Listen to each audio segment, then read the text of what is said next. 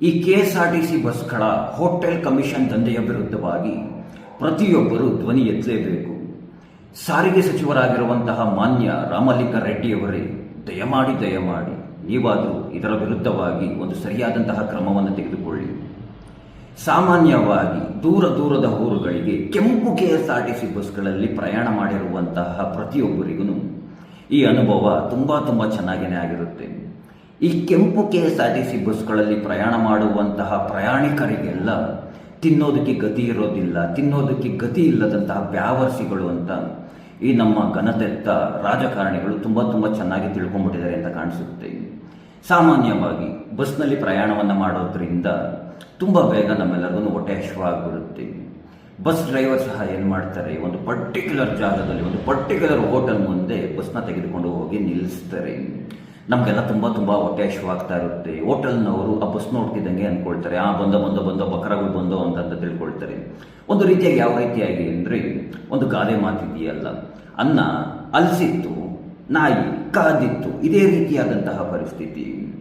ಬಸ್ನ ಡ್ರೈವರ್ ಮತ್ತು ಕಂಡಕ್ಟರು ನಿಮಗೆ ಒಂದು ಮಾತನ್ನು ಹೇಳ್ತಾರೆ, ನೋಡಿ ನಿಮಗೆಲ್ಲ 10 ನಿಮಿಷ ಟೈಮ್ ಇದೆ, ಏನು ಹೇಳಿ 10 ನಿಮಿಷ ಟೈಮ್ ಇದೆ, ತೊಳ್ಕೊಳ್ಳೋರೆಲ್ಲ ಬೇಗ ತೊಳ್ಕೊಂಬಿಡಿ, ತಿನ್ಕೊಳ್ಳೋರೆಲ್ಲ ಬೇಗ ತಿನ್ಕೊಂಬಿಡಿ ಅಂತ ಹೇಳ್ತಾರೆ. ನಮಗೂ ತುಂಬ ಹೊಟ್ಟೆ ಹಸಿವಾಗ್ಬಿಟ್ಟಿರುತ್ತೆ. ಬಸ್ಸಿಂದ ಎಲ್ಲ ತಡ ಅಂತ ಹೇಳಿತೀವಿ, ಬೇಗ ಹೋಗಿ ಆ ಹೋಟೆಲ್ ಒಳಗಡೆ ಹೋಗಿ ಹೆಚ್ಚಿನ ದರವನ್ನು ನೀಡಿ, ಏನು ಹೇಳಿ ಹೆಚ್ಚಿನ ದರವನ್ನು ನೀಡಿ ಟೋಕನ್ ತೆಗೆದುಕೊಳ್ತೀವಿ. ಆ ಊಟವನ್ನು ನೀಡ್ತಾರೆ ಕಣ್ರಿ, ಅಯ್ಯೋ ಎಷ್ಟು ಅದ್ಭುತವಾಗಿರುತ್ತೆ ಅಂದರೆ ನನ್ನ ಬಾಯಿಂದ ಪದಗಳೇ ಬರೋದಿಲ್ಲ, ಅಷ್ಟು ಅದ್ಭುತವಾಗಿರ್ತವೆ. ದೋಸೆ ತೊಗೊಂಡ್ರೆ ರೊಟ್ಟಿ ಥರ ಇರುತ್ತೆ, ರೊಟ್ಟಿ ತೊಗೊಂಡ್ರೆ ದೋಸೆ ಥರ ಇರುತ್ತೆ. ಇನ್ನು ಆ ಇಡ್ಲಿ, ಅದಕ್ಕೆ ಹಾಕಿರುವಂತಹ ಚಟ್ನಿ ಅಯ್ಯೋ ಕಲ್ಪನೆ. ಆ ಟೊಮೊಟೊ ಬಾತ್ ಅಂತ ಕೊಡ್ತಾರೆ, ಅದರಲ್ಲಿ ಏನಿರುತ್ತೆ ಅಂತಲೇ ಗೊತ್ತಾಗೋದಿಲ್ಲ. ಪಲಾವ್ ಅಂತ ಕೊಡ್ತಾರೆ, ಅದರಲ್ಲಿ ತರಕಾರಿನೇ ಇರೋದಿಲ್ಲ. ಎಲ್ಲ ವಿಚಿತ್ರ. ನಮ್ಮ ಪುಣ್ಯಕ್ಕೆ ಅಲ್ಸೋಗಿರೋದನ್ನು ಕೊಡದೆ ಹೋದರೆ ಸಾಕು ಅನ್ನೋ ಆ ರೀತಿಯಾಗಿ ಆಗ್ಬಿಟ್ಟಿರುತ್ತೆ.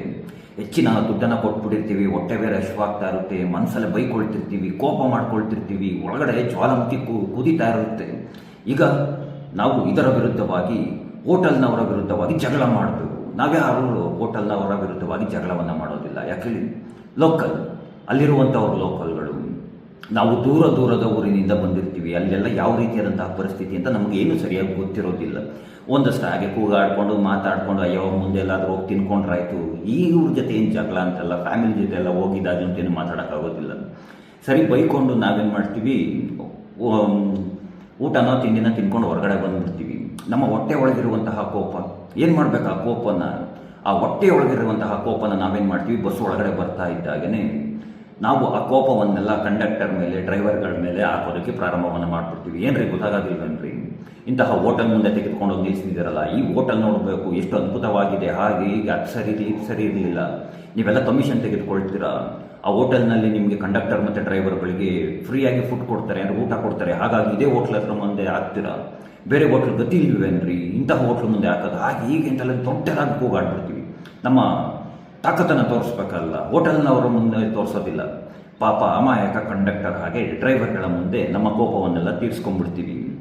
ಈ ರೀತಿಯಾಗಿ ನಾನು ಸಹ ಒಂದೆರಡು ಬಾರಿ ಮಾಡಿದ್ದೀನಿ. ಸತ್ಯ ತಿಳಿದೆಲ್ಲೇ ಸತ್ಯವಾದ ಮಾತೇನೆಂದರೆ, ಈ ಮ್ಯಾನೇಜ್ಮೆಂಟ್ ಇದೆಯಲ್ಲ, ಅಂದರೆ ಈ ಡಿಪೋ ಮ್ಯಾನೇಜರ್ಗಳಿದ್ದಾರಲ್ಲ, ಡಿಪೋ ಮ್ಯಾನೇಜರ್ಗಳು ಏನು ಮಾಡ್ತಾರೆ, ಇಂತಹ ಬಸ್ ಇಂತಹ ಹೋಟೆಲ್ ಮುಂದೆನೇ ಹೋಗಿ ನಿಲ್ಲಬೇಕು ಅಂತ ಮೊದಲೇನೇ ಅವ್ರಿಗೆ ತಿಳಿಸಿರ್ತಾರೆ. ಒಂದು ರೀತಿಯಾಗಿ ಯಾವ ರೀತಿಯಾಗಿ ಅಂದರೆ, ಒಂದು ಟೆಂಡರ್ ಕರೆದಿರ್ತಾರಲ್ಲ, ಇಷ್ಟಿಷ್ಟು ಬಸ್ಗಳನ್ನು ನಮಗೆ ಈ ಹೋಟೆಲ್ ಕಳಿಸ್ಕೊಡ್ಬೇಕು ಅಂತ, ಆ ರೀತಿಯಾಗಿ ಒಂದು ರೀತಿಯಾಗಿ ಕಮಿಷನ್ ಅಂತಲೇ ತಿಳ್ಕೊಳ್ಳಿ. ಈ ಕಮಿಷನ್ ಇಲ್ಲಿಂದ ಯಾರಿಗೆ ಯಾವ ಮೂಲೆಯಿಂದ ಯಾವ್ಯಾವ ರೀತಿಯಾಗಿ ಹೋಗುತ್ತೆ ಅಂತ ಅಂದ್ಬಿಟ್ಟು ಏನೂ ಗೊತ್ತಿರೋದಿಲ್ಲ. ಡಿಪೋ ಮ್ಯಾನೇಜರ್ ಕಂಡಕ್ಟರ್ ಹಾಗೆ ಡ್ರೈವರ್ಗಳಿಗೆ ಯಾವ್ಯಾವ ಹೋಟ್ಲ್ ಮುಂದೆ ಹೋಗಿ ನಿಲ್ಲಬೇಕು ಅಂತ ಹೇಳಿರ್ತಾರೋ ಆ ಹೋಟೆಲ್ಗಳ ಮುಂದೆ ಹೋಗಿ ನಿಲ್ಲಿಸ್ತಾರೆ. ಅವರನ್ನು ಸಹ ಊಟವನ್ನು ಮಾಡ್ಕೋತಾರೆ. ನಮ್ಮನ್ನು ಸಹ ತುಂಬ ಚೆನ್ನಾಗಿರುವಂತಹ ಊಟವನ್ನು ಮಾಡಿಸ್ತಾರೆ. ಈ ವಿಚಾರದಲ್ಲಿ ಕಂಡಕ್ಟರ್ ಹಾಗೆ ಡ್ರೈವರ್ಗಳದ್ದು ಯಾವುದೇ ರೀತಿಯಾದಂತಹ ತಪ್ಪಿಲ್ಲ. ಇದನ್ನು ಬದಲಾಯಿಸಬೇಕಾಗಿರುವಂತಹದ್ದು ಯಾರು? ಡಿಪೋ ಮ್ಯಾನೇಜರ್ಗಳು ಹಾಗೆ ಸಾರಿಗೆ ಸಚಿವರು. ಅಂದರೆ ಒಂದು ಸರಿಯಾದಂತಹ ಕ್ರಮವನ್ನು ತೆಗೆದುಕೊಳ್ಬೇಕಾಗಿರುವಂತಹದ್ದು. ಯಾರು ಹೆಚ್ಚೆಚ್ಚು ಕಮಿಷನ್ ಕೊಡ್ತಾರೋ ಅಂಥವ್ರಿಗೆ, ಅಂದರೆ ಬಸ್ಗಳು ಅಂತಹ ಹೋಟೆಲ್ಗಳ ಮುಂದೆ ಹೋಗಿ ನಿಂತ್ಕೊಳ್ತವೆ. ಇಲ್ಲಿ ದೊಡ್ಡವರೇನೇ ತಪ್ಪು ಮಾಡ್ತಾ ಇರುವಾಗ ಪಾಪ ಅಮಾಯಕ ಕಂಡಕ್ಟರ್ ಡ್ರೈವರ್ಗಳು ಏನು ಮಾಡ್ತಾರೆ. ನೆನೆ ಒಂದು ನ್ಯೂಸಲ್ಲಿ ಹೀಗೆ ನೋಡ್ತಾ ಇದ್ದೆ, ಹೋಟೆಲ್ನವರು ಕಂಡಕ್ಟರ್ ಮತ್ತು ಡ್ರೈವರ್ಗಳ ವಿರುದ್ಧವಾಗಿ ಊಟ ಚೆನ್ನಾಗಿಲ್ಲ ಅಂತಂದ್ಬಿಟ್ಟು, ಅಂದರೆ ಹೋಟೆಲ್ನವರು ಕಂಡಕ್ಟರ್ ಮತ್ತು ಡ್ರೈವರ್ಗಳ ಮೇಲೆ ಗಲಾಟೆಯನ್ನು ಮಾಡ್ತಾ ಇದ್ದಾರೆ.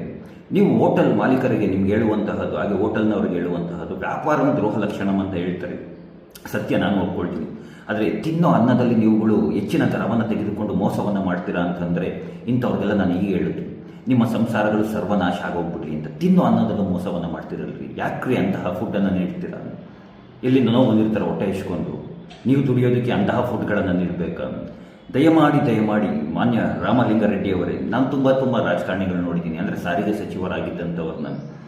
ಅವರುಗಳು ಇಂತಹ ವಿಚಾರವಾಗಿ ಯಾರನ್ನೂ ಸಹ ಒಂದು ಸರಿಯಾದಂತಹ ಕ್ರಮವನ್ನು ತೆಗೆದುಕೊಳ್ಳೇ ಇಲ್ಲ. ಅಟ್ಲೀಸ್ಟ್ ನೀವಾದ್ರೂ ಇದರ ವಿರುದ್ಧವಾಗಿ ಒಂದು ಕ್ರಮವನ್ನು ತೆಗೆದುಕೊಳ್ಳಿ. ತುಂಬ ಖುಷಿ ಪಡುವಂತಹ ಮೊದಲನೇ ವ್ಯಕ್ತಿ ಅಂದರೆ ನಾನು. ಕಾರಣ ನಾನು ತುಂಬ ಟ್ರಾವೆಲ್ ಮಾಡ್ತಾ ಇರ್ತೀನಿ. ಈಗಂತೂ ಟ್ರಾವೆಲ್ ಮಾಡ್ತಿಲ್ಲ ಬಿಡಿ, ನೀವು ಯಾವುದೋ ಒಂದು ಶಕ್ತಿ ಯೋಜನೆಯೋ ಏನೋ ತುಂಬಿದ್ರಲ್ಲ, ಅದಾದಮೇಲೆ KSRTC ಬಸ್ಗಳ ಸಹವಾಸನೆ ಬಿಟ್ಬಿಟ್ಟೆ. ದಯಮಾಡಿ ರಾಮಲಿಂಗಾರೆಡ್ಡಿ ಅವರೇ, ನಿಮ್ಮಲ್ಲಿ ಕೈ ಮುಗಿದು ಕೇಳ್ಕೊಳ್ತಾ ಇದ್ದೀನಿ, ಇದರ ವಿರುದ್ಧವಾಗಿ ಒಂದು ಸರಿಯಾದ ಕ್ರಮವನ್ನು ತೆಗೆದುಕೊಳ್ಳಿ. ಟ್ರೈನಲ್ಲಿ ಟ್ರಾವೆಲ್ ಮಾಡ್ತಾ ಇದ್ದರೆ ಏನೋ ಕುಡಿಯೋದಕ್ಕೆ ನೀರು ಸಿಗ್ತಾ ಇರುತ್ತೆ, ಸ್ಟೇಷನ್ಗಳು ಒಂದೊಂದು ಸ್ಟೇಷನ್ ಹತ್ರ ನಿಲ್ಲಿಸಿದಾಗ ಅದು ಇದು ಏನೋ ತಿನ್ಕೊಂಡು ಕಾಲ ಕಳೆದು ಬಿಡ್ತೀವಿ. ಬಸ್ ಪ್ರಯಾಣ ಆ ರೀತಿಯಾಗಿ ಆಗೋದಿಲ್ಲ ಮಾನ್ಯ ರಾಮಲಿಂಗಾರೆಡ್ಡಿ ಅವರೇ. ದಯಮಾಡಿ ಮತ್ತೊಮ್ಮೆ ರಿಕ್ವೆಸ್ಟ್ ಮಾಡಿ ಕೇಳ್ಕೊಳ್ತಾ ಇದ್ದೀನಿ, ಇದರ ವಿರುದ್ಧವಾಗಿ ಒಂದು ಕ್ರಮವನ್ನು ತೆಗೆದುಕೊಳ್ಳಿ. ಹಾಗೆ ಪ್ರಯಾಣ ಮಾಡುವಂತಹ ಎಲ್ಲ ಪ್ರಯಾಣಿಕರ ಬಳಿ ನಾನು ಹೇಳುವಂತಹದ್ದು, ಇದರಲ್ಲಿ ಇಂತಹ ವಿಚಾರಗಳಲ್ಲಿ ಕಂಡಕ್ಟರ್ ಹಾಗೆ ಡ್ರೈವರ್ಗಳದ್ದು ಯಾವುದೇ ರೀತಿಯಾದಂತಹ ತಪ್ಪಿರೋದಿಲ್ಲ. ದಯಮಾಡಿ ಅವರ ವಿರುದ್ಧವಾಗಿ ಕೂಗಾಡೋದಕ್ಕೆ ಹೋಗ್ಬೇಡಿ, ಅವರ ಮೇಲೆ ಗಲಾಟೆಯನ್ನು ಮಾಡೋದಕ್ಕೆ ಹೋಗ್ಬೇಡಿ. ನಿಮ್ಮ ಗಲಾಟೆ, ನಿಮ್ಮ ಕೋಪ ಏನಾಗಿತ್ತು ಅಂದರೆ ಬಸ್ನಲ್ಲಿರುವಂಥವ್ರು ಎಲ್ಲ ಒಟ್ಟಿಗೆ ಸೇರಿಕೊಂಡು ಆ ಹೋಟೆಲ್ದವ್ರಿಗೆ ಹೊಡೆದ್ಬಿಡಿ, ಬರಲಿ, ತಲೆ ಕೆಡಿಸ್ಕೊಳ್ಳೋದಕ್ಕೆ ಹೋಗ್ಬೇಡಿ. ಆ ರೀತಿಯಾಗಿ ಮಾಡಿ. ಅದನ್ನು ಬಿಟ್ಟು ಪಾಪ ಈ ಡ್ರೈವರ್ ಕಂಡಕ್ಟರ್ ಮೇಲೆ ಕೂಗಾಡಿದ್ರೆ ಏನು ಬರುತ್ತೆ? ಏನು ಬರೋದಿಲ್ಲ ಅಂತ ಹೇಳ್ತಾ, ಆ ಕೃಷ್ಣ ನಿಮ್ಮೆಲ್ಲರಿಗೂ ಒಳ್ಳೆಯದನ್ನು ಮಾಡಲಿ. ಎಲ್ಲರಿಗೂ ಧನ್ಯವಾದಗಳು. ಜೈ ಶ್ರೀ ಕೃಷ್ಣ.